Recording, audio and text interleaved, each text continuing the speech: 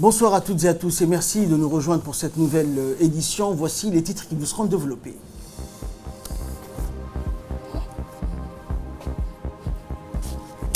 Lancement de la première campagne du concours culinaire intitulé Meilleur cuisinier ou Best Cooker par le secrétariat d'État à la jeunesse et au sport. Et dans l'actualité africaine, l'armée malienne est de retour à Kidal en accord avec les rebelles. Bonsoir à tous. Et nous débutons cette édition par ce communiqué qui nous est parvenu de la présidence de la République et qui indique que lors du 33e sommet de l'Union africaine qui s'est tenu les 9 et 10 février 2020 à Addis Abeba, Djibouti a contesté de façon probante les résultats de la procédure du comité des représentants permanents COREP de l'Union africaine en 2019. Djibouti, avec le soutien de nombreux autres pays africains, conteste ouvertement et énergiquement la validité du résultat profondément erroné de la procédure du comité des représentants permanent de l'Union africaine. Donc en août 2019, la décision du Conseil exécutif de l'Union africaine de ne pas approuver la recommandation du COREP de l'Union africaine en 2019 rend manifestement illégitime et nulle la recommandation de ce comité de soutenir donc la candidature du Kenya au Conseil de sécurité non permanent des Nations Unies pour la période 2021-2022 pour le groupe africain. Et lors du 33e sommet de l'Union africaine, Djibouti donc a contesté avec conviction et succès la recommandation du COREP citant les nombreuses violations et règles de procédure et faisant valoir que Djibouti doit être le seul candidat du groupe africain et de l'Union africaine pour le siège non permanent du Conseil de sécurité des Nations Unies pour la période 2021-2022 sur la base des règles claires et des précédents de longue date du groupe africain et de l'Union africaine pour sélectionner un candidat. L'Union africaine et le groupe africain ont élaboré un ensemble de principes et de règles consacrés par une longue tradition et codifiées dans les lignes directrices pour les candidatures aux organes, comités et institutions spécialisés de l'Organisation des Nations Unies du groupe africain et le règlement intérieur du comité ministériel de l'Union africaine sur les candidatures dans le système international de l'Union africaine qui fournissent des critères objectifs pour la sélection au siège du groupe africain au Conseil de sécurité des Nations Unies. Compte tenu de ce qui précède et par respect pour l'égalité souveraine des États et les règles et procédures régissant les candidatures au Conseil de sécurité et aux autres organes des Nations Unies, en particulier les principes de rotation et de fréquence, la République de Djibouti invite respectueusement tous les États membres à soutenir sa candidature au Conseil de sécurité pour la période 2021-2022. Et concernant donc les préparatifs de la célébration de la journée internationale de la langue maternelle qui sera observée le 21 février prochain, le ministre des Affaires musulmanes, de la Culture et des Biens Waqf, Moumin Hassan Barre, a présidé une réunion de travail hier. En prenant la parole, le ministre a rappelé, tout en remerciant les participants d'avoir répondu à son invitation, l'importance de la célébration de la journée internationale de langue maternelle le 21 février de chaque année à travers le monde. Pour cette année, le thème retenu est les langues transfrontalières, ce qui convient parfaitement à notre pays qui possède des langues frontalières et partage une culture commune avec les communautés des pays voisins. Pour l'édition 2020, on a donné la priorité aux organisations en charge des langues maternelles comme les Somalipen et Afarpen qui ont la responsabilité de mener les activités culturelles, les débats et les ateliers. Et dans son intervention, le ministre Moumin Hassan Barre a souligné que cette année, la célébration de la journée internationale de la langue maternelle aura lieu le jeudi 20 février au lieu du vendredi 21 février qui est un jour férié. Le ministre a mis en exergue la priorité des langues maternelles tant au niveau de la sauvegarde de notre patrimoine culturel qu'au niveau du développement cognitif de l'enfant. Sur ce sujet, le chef de l'État, Ismaël Omar Guelleh, accorde beaucoup d'importance aux langues maternelles. Il a placé les langues au cœur même de la politique culturelle du pays et beaucoup de progrès ont été réalisés dans ce domaine, notamment le soutien des deux principales associations, le Somalipen et Afarpen, création des académies de langue somali et l'académie de langue Afar, l'édition de nombreux ouvrages, la commémoration des 40e anniversaire des langues somali et Afar. Également dans l'actualité La ville d'Abu Dhabi aux Émirats Arabes Unis a abrité la 10e édition du Forum mondial urbain du 8 au 14 février 2020. Djibouti était représenté par une importante délégation conduite par la ministre du Logement, Amina Abdi Aden, en compagnie du directeur général de l'Agence de réhabilitation urbaine et du logement social à Roulos, Abdelrahman Ali Ahmed, et de hauts cadres du secteur. Le Forum mondial urbain, FMU, institué par les Nations Unies en 2001, constitue une plateforme de haut niveau, ouverte et inclusive, pour aborder l'un des problèmes les plus urgents auxquels le monde est confronté aujourd'hui, à savoir l'urbanisation rapide et les déficits en logement. Cette 10e édition du Forum mondial urbain, organisée pour la première fois dans un pays arabe, a regroupé des délégations issues de 168 pays et un large panel de délégués issus de plusieurs organisations internationales, placées cette année sous le thème « Opportunités des villes ». La ministre du Logement a pris part à différents panels de dialogue de haut niveau en présentant l'expérience de Djibouti en matière de développement urbain et de résorption de l'habitat insalubre à travers la mise en œuvre de la stratégie nationale du logement. En marge du Forum mondial urbain, la délégation djiboutienne a eu une série de rencontres d'échanges avec la secrétaire exécutive d'ONU Habitat, Mme Meimouna Mohd Sharif. Cette rencontre a permis d'échanger sur les voies et moyens de mettre en place une collaboration étroite entre l'agence onusienne et le ministère du Logement, notamment dans le domaine du renforcement des capacités des institutions clés en charge de la gestion urbaine. La délégation djiboutienne a également eu un entretien avec les hauts responsables et représentants de la Banque mondiale pour évoquer l'état d'avancement des activités de mise en œuvre du programme Zéro Bidonville. Et enfin, dans le cadre de la coopération Sud-Sud, la ministre du Logement a eu un entretien avec la ministre de l'Aménagement du territoire national, de l'urbanisme, de l'habitat et de la politique de la ville, Nouza Bouchareb. Les deux ministres se sont convenus de concrétiser un partenariat durable à travers la signature d'une convention de partenariat qui déclinera les lignes majeures de l'échange d'expérience et d'expertise dans le domaine du logement. À la demande d'ONU Habitat en matière d'échange d'expérience, la délégation djiboutienne, avec à sa tête la ministre du Logement, Amina Abdi Aden, a présenté le programme présidentiel de résorption de l'habitat précaire dénommé PZB pour Programme Zéro Bidonville. Cette session de présentation du programme Zéro Bidonville, qui a vu la participation d'un large public, a regroupé l'ambassadeur de Djibouti aux Émirats Arabes Unis, Ousmane Moussa Darar, le ministre de l'Urbanisme, de Logement et de l'Hygiène publique, Abdou Karim Fofana, ainsi que des officiels de la Banque mondiale et d'ONU Habitat. La ministre du Logement a expliqué au cours de la séance la genèse et la philosophie du programme Zéro Bidonville, ainsi que ses modalités d'intervention. Initié par le président de la République, Ismaël Omar Guelleh, ce programme vise à offrir à chaque citoyen un logement décent et les mêmes chances d'accès aux services urbains, quelle que soit sa condition sociale ou son lieu de résidence. La ministre a rappelé que la stratégie de mise en œuvre du programme Zéro Bidonville constitue un des piliers des orientations stratégiques définies par le gouvernement dans la vision 2035 de Djibouti qui prône le progrès social et l'amélioration des conditions de vie des Djiboutiens. Aussi, ce programme est en phase avec les objectifs de l'agenda 2030 des objectifs de développement durable adoptés par l'Assemblée générale des Nations Unies et pilotés par l'ONU Habitat. La ministre du Logement et de l'Hygiène publique du Sénégal a félicité le gouvernement djiboutien à travers le ministère du Logement pour la mise en œuvre de ce programme urbain. Et dans la vision de Sénégal émergent, le ministre a rappelé que son pays ambitionne de mettre en œuvre un programme Zéro Bidonville sous le leadership du président Macky Sall. À ce titre, il a souligné le souhait de son département de s'appuyer sur l'expérience de Djibouti pour la préparation d'une stratégie claire. Et en fin de séance, la ministre du Logement, Amina Abdi Aden, a répondu aux questions de l'audience présente à cette session de présentation du programme Zéro Bidonville.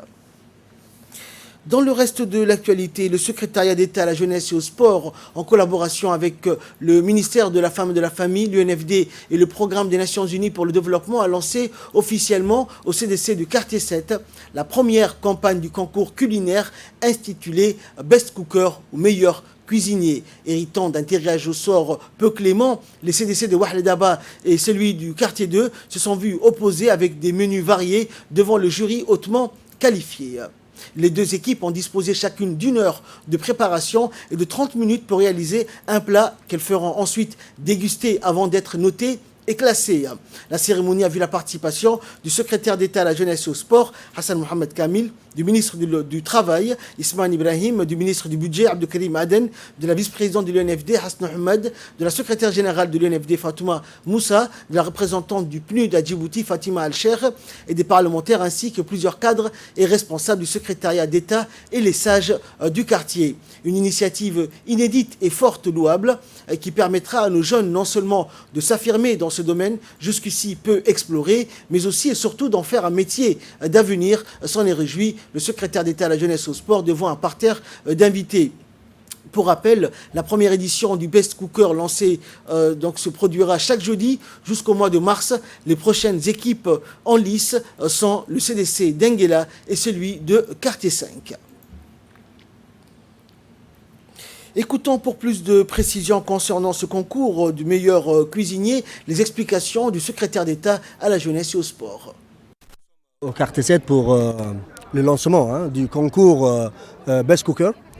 D'emblée, je remercie le ministre du Budget, qui est natif de ce quartier, le ministre du Travail, le ministère de la Femme qui nous accompagne, et surtout l'Union des femmes djiboutiennes, qui est représentée par la vice-présidente, et sans oublier le PNUD qui est représenté par Fatouma, qui est devenue une djiboutienne maintenant. Souligner une chose, c'est que lorsqu'on parle de Best Cooker, c'est la cuisine. Donc notre département, il ne se limite pas aussi au sport, il ne se limite pas aussi aux activités de jeunesse, mais aussi nous avons ce genre d'activité qui est inscrit dans notre agenda et qui fait un peu la fierté de la gente féminine. D'emblée, j'annonce aussi qu'il y aura un concours aussi dans le domaine de la couture, des tissages, mais il faut savoir aussi que tout ça doit passer par une formation professionnelle et dans ce sens, on va s'approcher auprès du ministère de l'Éducation nationale et de la formation professionnelle pour initier ensemble une formation pour les jeunes garçons et filles pour le métier de la cuisine, pour le métier de la couture et autres qui peuvent nous accompagner. Donc, c'est un challenge que nous sommes en train de lancer à la jeunesse et la jeunesse doit répondre. La jeunesse doit aussi, je tiens à annoncer que notre département ne va pas rester inactif auprès des régions. On va solliciter les régions parce qu'ils font la même chose que ceux de Djibouti. Donc j'ai dit pour les régions, soyez prêts, que ce soit pour la tribune que nous sommes en train d'initier maintenant, ou pour ce genre de concours, pour le faire dans les régions. Donc j'ai dit aux régions, soyez prêts, on va être proches. Également dans l'actualité, l'Agence nationale des personnes handicapées, la NPH, officiellement l'opération d'enregistrement biométrique des personnes handicapées à Djibouti en partenariat avec le ministère de la Santé au sein du premier arrondissement. C'était mercredi. Le lancement a été fait en présence du directeur général de la NPH, de Ali Saïd, de la maire de la ville de Djibouti, Marou Fatouma Awale, du président de la commune de Boulaos, du sous-préfet de l'arrondissement et de plusieurs autres personnalités locales qui ont assisté à cet événement. L'objectif de l'enregistrement biométrique est de mettre à jour les données à caractère socio-démographique des personnes handicapées et aussi les données à caractère médicaux des personnes handicapées qui identifieront la situation de la personne, la typologie d'handicap, le degré d'handicap, la possibilité de prise en charge par un organisme socio-médical et le type d'accompagnement possible et adapté à ses besoins. La carte de mobilité inclusion confortera donc les personnes handicapées dans leurs droits et rappelons que c'est une carte infalsifiable, sécurisée et moderne. Les équipes chargées de la délivrance de la carte et mobilité inclusion afin de procéder à la délivrance des cartes biométriques. Et dans une interview qu'elle nous a accordée, la maire de la ville de Djibouti, Marou Fatouma Awali Ousmane, a dans un premier temps remercié le président de la République pour la mise en place de l'agence pour les personnes handicapées. Depuis la création de cette agence, il a été donc réalisé un travail remarquable comme la carte biométrique et cela grâce au directeur général de l'agence qui ménage aucun effort pour améliorer jour et nuit les conditions des personnes handicapées. La maire a conclu donc ses propos en indiquant que la mairie de Djibouti et la préfecture œuvreront avec l'agence pour les personnes handicapées afin que ces opérations d'enregistrement se déroulent dans les meilleures conditions. Et pour sa part, le directeur général de l'ANPH, Doualé Saïd Mahmoud, a déclaré que le lancement d'un programme historique, celui de l'enregistrement biométrique, le premier du genre à Djibouti. Il s'agit d'un programme qui permettra d'enregistrer les personnes ayant des besoins spéciaux, quel que soit leur handicap. Un système numérique très moderne qui contient la reconnaissance faciale, les empreintes digitales et les photographies. Ce système nous servira, a-t-il dit, de rassembler les informations sur les personnes ayant des besoins spéciaux, en particulier dans les ministères qui travaillent avec l'agence. Par exemple, lorsqu'une personne handicapée se rend au ministère de la Santé, elle donne sa carte et son numéro d'identification à l'hôpital. Une fois que les agents de l'hôpital auront saisi ce numéro dans le système, ils pourront consulter directement les données médicales de cette personne pour savoir dans quel hôpital elle a reçu un traitement. Cette carte contient également un éventail d'informations sur la personne. La particularité de cette carte d'identité biométrique est que les ministères ont le droit de collecter des informations sur une personne, mais uniquement dans leur secteur respectif. Par exemple, le ministère de la Santé ne peut avoir accès qu'aux informations sur la santé de la personne. Nous avons également, a poursuivi le directeur, mis en place un mécanisme de protection des informations privées des personnes enregistrées. Ce système a également diverses caractéristiques, comme le fait de permettre à la personne ayant des besoins particuliers de passer un appel téléphonique à un agent et de donner son numéro d'identification afin de se connecter avec son assistant. Tout cela pour vous dire que cette carte d'identité biométrique est le système biométrique le plus important dans le monde des technologies de l'information d'aujourd'hui. Cela revêt une importance particulière car dans l'agence, travailler donc à délaisser les papiers et à utiliser uniquement la technologie numérique. Il est indispensable de toujours garder à l'esprit l'importance de la politique du président de la République sur le soutien et la protection des citoyens dans les meilleures conditions. Le colonel Waïs Omar Bourré, commandant des gardes-côtes djiboutiens, a accueilli chaleureusement dans l'enceinte de la direction générale des gardes-côtes située à l'Escale une forte délégation japonaise conduite par le vice-amiral des gardes-côtes japonais. Après une présentation, une importante prise d'armes rendue en l'honneur du vice-ministre, du vice-amiral, qui a reçu tout l'honneur qui est dû à son rang. La délégation, le colonel a reçu la délégation dans la salle de réception pour leur souhaiter la bienvenue, à leur faire une présentation exhaustive des différentes missions, installations et équipements des gardes-côtes. Effectivement, pendant la réunion, les responsables présents ont soulevé plusieurs points dans le volet de la sécurité et la sûreté maritime du golfe d'Aden et de celui de Bab el-Mandeb, ayant eu des échanges fructueux et constructifs, faisant état de la très bonne coopération et collaboration entre Djibouti et le Japon et la volonté de développer davantage les relations bilatérales existantes entre les deux pays frères et amis.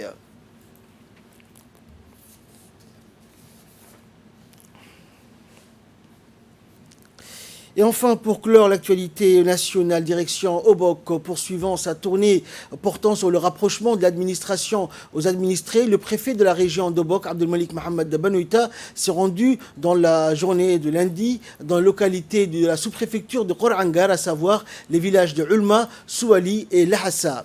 Dans son déplacement, le préfet était accompagné du président du conseil régional, Mohamed Hamad, du chef de corps de l'armée, le colonel Aden Doualé, une équipe médicale dirigée par le médecin-chef et du conseiller pédagogique du ministère de l'Éducation nationale. À son arrivée, le préfet et sa délégation ont été accueillis par le sous-préfet de Khorangar, Ahmed Ali, et la population haute.